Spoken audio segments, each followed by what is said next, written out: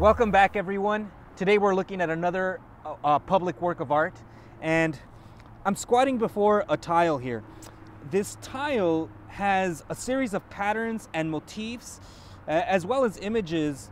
Some of these images perhaps reflect what this community might have looked like maybe in the past, 40, maybe 60 years ago. But what really drew my attention to this tile is this curved shape right here, this kind of like curl.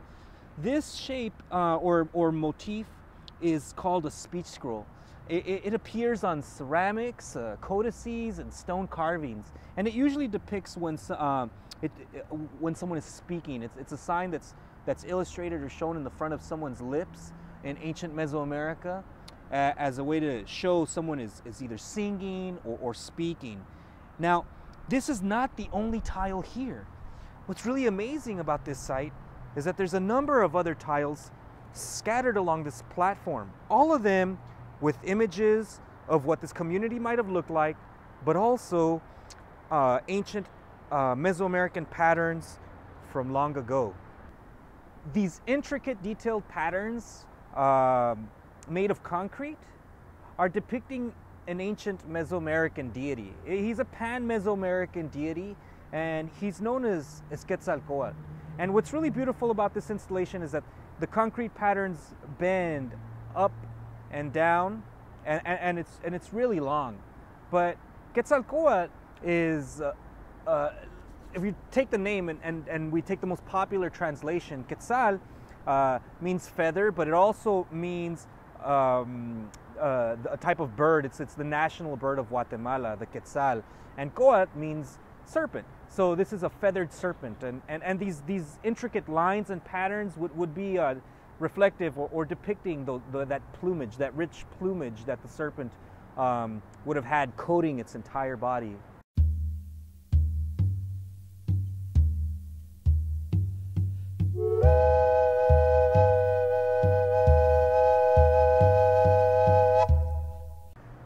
So if I think a little bit about where the artist might have gathered his inspiration for this work of art, I think of an ancient city called Xochicalco. Xochicalco is located in Morelos, Mexico. It's about 23 miles west of Cuernavaca.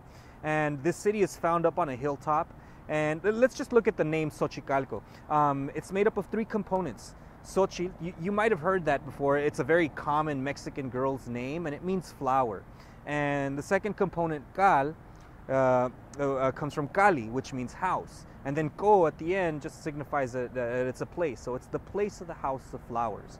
And the city, it was well fortified. It had these huge walls and moats, but it thrived somewhere between the years 600 and 900 AD, around the fall of Teotihuacan. But what's really impressive is that it has such an eclectic art style.